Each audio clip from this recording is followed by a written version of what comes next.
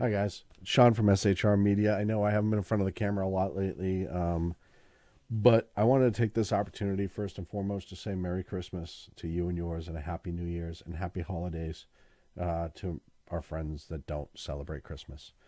Um, I really hope this holiday season, as tumultuous as this year has been, can be wonderful for all of you, and I hope that your Christmas and your time with your family and loved ones can actually be appreciated. I wanted to take a moment to kind of go over this year. We're getting near the end of the year, and there's a couple things that I want to discuss here directly with the leaders of our nation, elected or otherwise. It's been a shitty year. I think everyone went into 2020 with a good feeling. After 3 years of Russiagate, Brennan's notes finally were released, Strzok, Page, FISA warrants. We know all the truth about that now. All of it. We know it was developed from the Clinton campaign. Brennan's notes confirm that. So if you have any doubt about that, go do all that research and then come back and watch the rest of this, because like it or not, that's what happened. We started off the year with a good trade deal with China. It's kind of weird how that happened. That benefited us. It gave more money to American companies and less money to China. And not a bad thing, right? Well, a month later, Wuhan 19, COVID-19, whatever you want to call it, comes out. And it spreads like wildfire out of China, surprisingly. And we didn't know much about it. We knew it was an illness. We knew it was a little crazy. We didn't know. However, it got out, and we can argue the merits of that later. I have my own suspicions, but for the sake of this video, it got out. And then we got hit with people saying, oh, this isn't a big deal, after the warnings went up, and you had Democrat leaders on video saying, go to these events. This illness isn't anything to worry about. We're fine. The president locks down the country with air flight from China, gets called a xenophobe, and then all of a sudden, all hell breaks loose. We have hospital ships going to New York, hospital ships going to L.A. We have mobile army hospitals being set up, sports arenas being turned into hospitals. Holy shit, people dying left and right. And then doctors being doctors, the good ones, started finding the therapeutics. And we had the argument about hydroxychloroquine, and it was bad, then it was good, and then it was bad. Now we're starting to see it was good again. And we had the lockdowns. Why do we have the lockdowns? Because people were dying left and right. We know now, and most of those people had other life-ending illnesses or was had medical issues that made them subjective to easily being overcome by COVID. And the therapeutics helped, and the mortality rate started to drop. Now, if you had other illnesses, like you were elderly, you had stage 4 cancer, then you were more susceptible to the illness. We started seeing reports of people in motorcycle crashes who tested positive for COVID 3 days earlier coming out and being reported as a COVID death. And the CDC just released numbers last week that says essentially 94% of the people that died had other life-ending illnesses. Doesn't matter. We went into lockdowns. And I think most people in this country, as much as we didn't like the lockdown idea, we were waiting to kind of see how it happened, how bad this illness was. And none of us liked the idea of the lockdown, but I think that most citizens had faith in the fact that we were trying to do the right thing. So then we got the first stimulus. We were told 14 days to flatten the curve. It started to go longer in most states. So the stimulus went out to try to help people who are out of work. Obviously, there was other pork built in. And I think even with that first stimulus, most people thought, okay, they're trying. I mean, it's not an answer. We should open up, but we know that. But they're trying. Then the elections started. Especially, June, July, when things started really getting going with elections.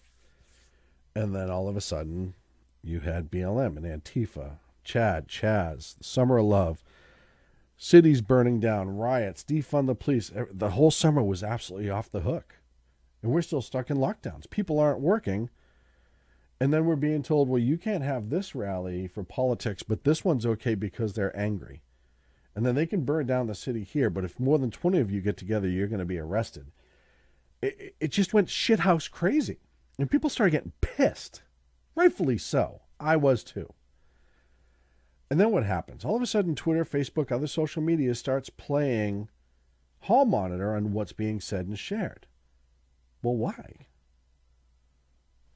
Well, because you can't share misinformation. Well, who's to say? I have a doctor who's as qualified as this doctor who says this, and that's opposite than what your doctor says. You can't say that what I'm saying is wrong. You just don't like it. I'd rather you just put a post that says, Twitter thinks this sucks. Okay. It doesn't mean it's a lie. If I hold up this piece of paper and I say, hey, this is blue, and everyone in here is going to agree that this is blue, that's different. If you want to put a stamp on a Twitter thing or a Facebook feed that says this paper is actually not blue, okay, that's a fair argument. But when you're dealing with numerous scientists saying numerous different things, just because Bill Gates or Jack at Twitter or the alien Mark Zuckerberg says something does not mean that that's factual. And we started to see that early with COVID, where they were testing out what they would do if they would start putting those stamps on things. Then we're back into this whole BLM and Antifa fired up again, and defunding the police arguments were happening, and things were getting out of control. And then we start getting into the election itself. A fractured country, angered by BLM, no matter where you stood on it, you were angry about how it was going down, what was going down, if you were for them, against them, George Floyd, the whole 9 yards. COVID, lockdowns. All of a sudden, the economy went back into the dumper, which was weird because it was doing unbelievably until we had a new trade deal with China and COVID happened. But that's neither here nor there. Then we got to the election day, and numbers didn't match. And I'm not talking about polls because we've proven those wrong in the past. Numbers of voters versus numbers of registered votes that were cast were not matching. Numbers were starting to swap that had never swapped before. You had swing states that have never gone a certain way all of a sudden go a certain. It was batshit crazy. And then we hear about Dominion voting, Symantec, where Dominion came from. I can tell you that me personally, I know several people that use the Dominion system who have spoke out against it because of how vulnerable it is. It's as vulnerable as the person operating it. That's really what it comes down to. Right, wrong, or indifferent, no matter how you look at it, it is as vulnerable as the person who operates it. Then we started seeing videos of numerous amounts of the same ballots being run through different times. Dead people voting time and again in different states. The country started to go insane, and rightfully so. Because, let me tell you something, our elected dear leaders. Our vote is one of the most sacred things that we have as a free people. The right, which we have the right to elect our own leaders who we deem worthy in our republic to represent our area, our people, our state, is one of the most sacred rights. It kind of falls right after the First and Second Amendment for a reason. The first two protect the third. And now you start having this ire of suspicion. And then it's almost like intentionally we start getting into the stimulus talk. After months, almost a month of, hey, this isn't right. We see videos popping up from Atlanta, Pennsylvania. We see people, the Coffee, Georgia county clerk showing us how the system can be moved. You had double votes in Nevada. It just went absolutely batshit crazy. And what do the Democrats do? Well, hey, you just have to accept this now and just move on. Why can't you move on? It's time to heal, we're being told. Time to heal. And then all of a sudden, some rhino Republicans. Mitt Romney, I expected, but other ones started to come in. Oh, we have to heal now. We have to get together. No, we don't. And here's why. We have 75 million people plus who feel disenfranchised by what happened with the election after the worst year in modern history as far as a nation goes, probably since September 11th. And if you want to start arguing about the integrity of our vote, it'll go back further. This is the hardest year America's had. And if you want to start fixing that, then you need to start opening up investigations, both Democrats and Republicans calling for it, and showing us the facts. You want to say that there was no fraud, then prove it. Because I'm going to tell you something. 75 disenfranchised conservatives are not going to go away. And until you show them facts, and I'll tell you right now, if you show me facts that I am a fairly intelligent person, if you show me facts that disprove the theory of overwhelming election fraud, and I'm not talking about 3 votes in Schenectady, New York. I'm talking about 10,000 at 3 a.m. in Pennsylvania or Detroit or Virginia. But if you can show me actual factual evidence, not just wag a finger and say you should trust us. No. Your government. You never show up to help. You keep saying you do, but it's never happened. Everything's always about else. $600 stimulus. Yeah, here's hundreds of millions of dollars going overseas. You're not putting Americans first. Whether I agree with the stimulus or not, it does not change the fact that you're sending more money to other people's citizens than our own. This is supposed to be a COVID stimulus bill for Americans.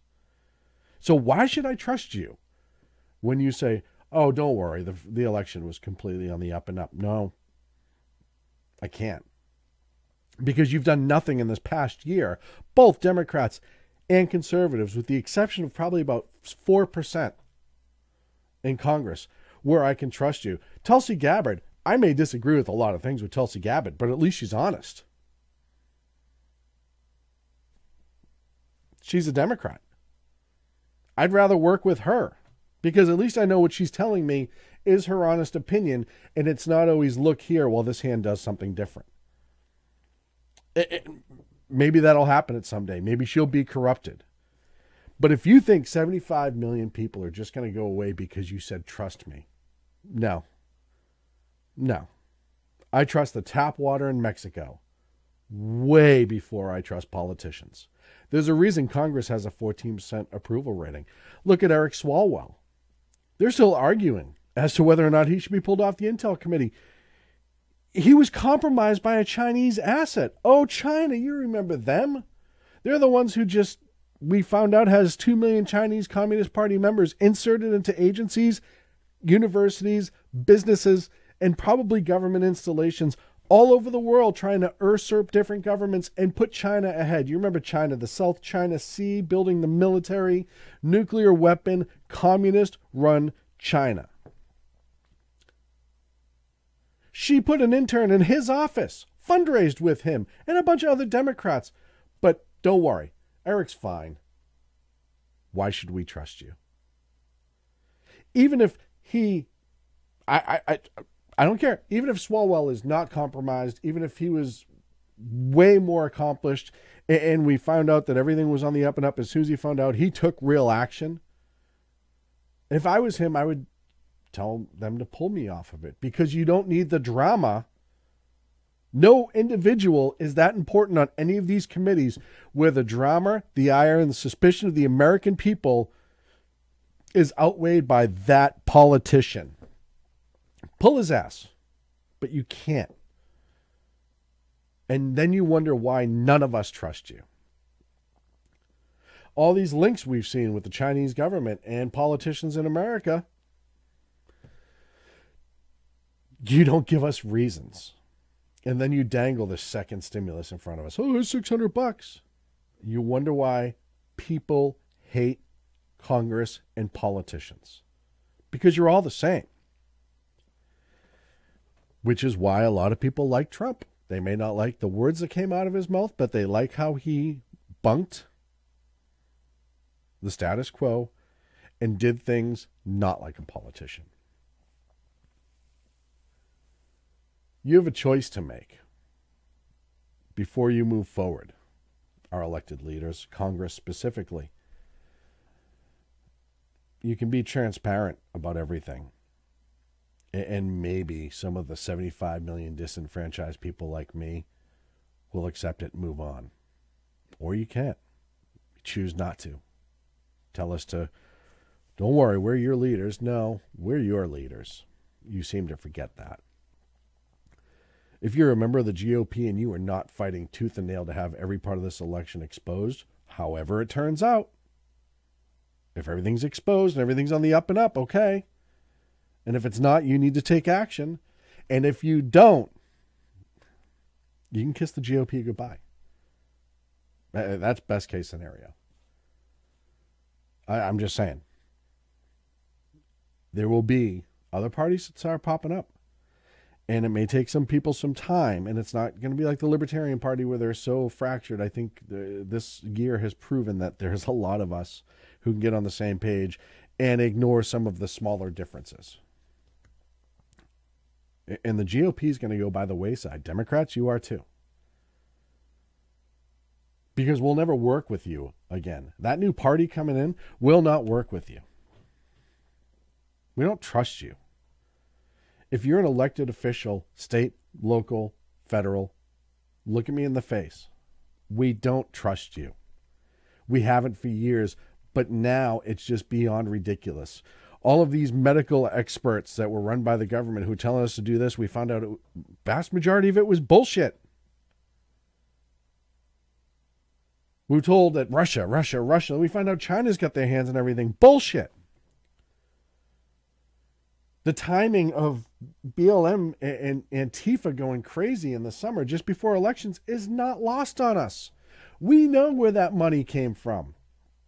We've seen it. The millions upon millions of dollars that BLM got through the Democrat voting installation, and then it hasn't gone to the communities. It just went right back to Democrat officials. It's money laundering, but whatever. Here we are. Social media run by Silicon Valley and the left, silencing any opposition to what COVID or Democrats or anything says. And then election tampering. You have a choice to make as politicians going forward, because if you think 75 million disenfranchised conservatives in this country are just going to sit down, accept it, and walk away, I can tell you right now, your finger is so far off the fucking pulse, it's on the table. They're angry. And they're furious. And until you do something to prove to them that you work for them, that the election was legit, and that they can have some trust in their elected leaders, tell you right now, this garbage will not be tolerated. All your asses will be out of a job. And that's best case scenario. You're dealing with groups of people who remembers why our founders started this country. Taxation without representation. Tell you right now, a lot of people pay a hell of a lot of taxes in this country and they don't feel like they're being represented. You need to get your heads out and start actually making a difference and reminding yourself who you work for, left or right. Like I said, 92% of Congress is fucking useless as far as the American people are concerned. You need to change that. You need to, as politicians. Other than that, who knows what's going to happen? Merry Christmas, Happy Holidays, and a Happy New Year. I really hope this country can heal. I really hope we can find a way to push through. And I really hope that our elected leaders get their shit together. Take care. From the studio at SHR Media, thank you and good day.